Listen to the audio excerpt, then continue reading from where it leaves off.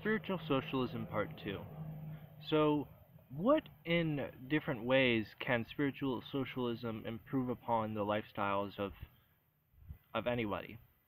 Well, spiritual socialism is a holistic philosophy. It's an economic system, and it also, unlike capitalism, it puts people in the driver's seat, not the multinational corporations, not the big fat cat bankers. Under spiritual socialism, the people will rule. Now, it doesn't, because again, like I say, it doesn't mean it's going to be a democracy because it will be based on the leader principle. Uh, but it will be environmentally friendly. It will respect the earth, the environment. We'll have new energy sources, solar energy, um, wind energy. We'll have new forms of energy that have been suppressed under the capitalist system because it was unprofitable.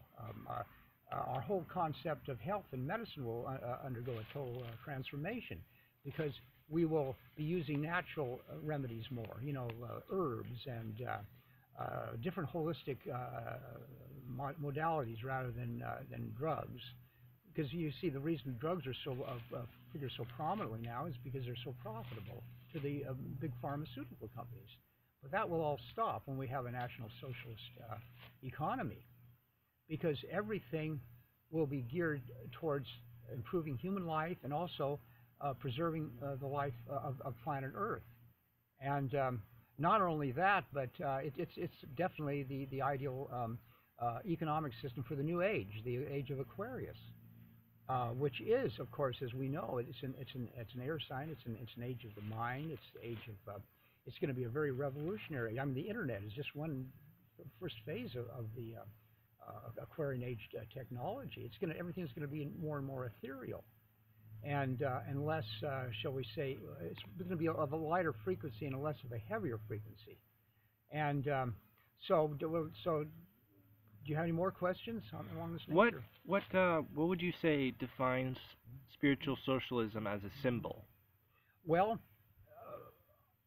my feeling is that the symbol of I'm not saying of spiritual socialism. I like the idea of the swastika because it's a sun wheel, and this is a solar. But it's not going to be like the swastika of National Socialist Germany. We're going to have a red swastika and a white circle on a blue-black background. This is totally different. And Aryan, remember, the Aryan means noble.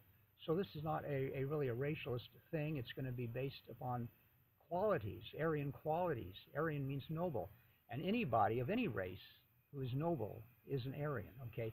And we can also use the term Aryan socialism as well as spiritual socialism, because really they're one and the same thing. But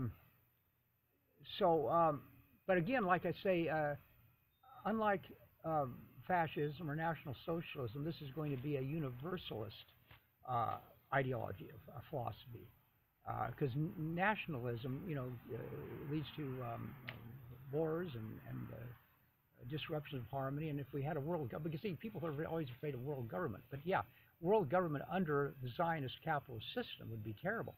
But world government under a spiritual socialist government, where you had leaders that had the people's interests at heart and not profit, this would be a very positive thing. And not only that, remember that we are, and spiritual socialism is not going to be just a dogma. It'll be changing as the times change.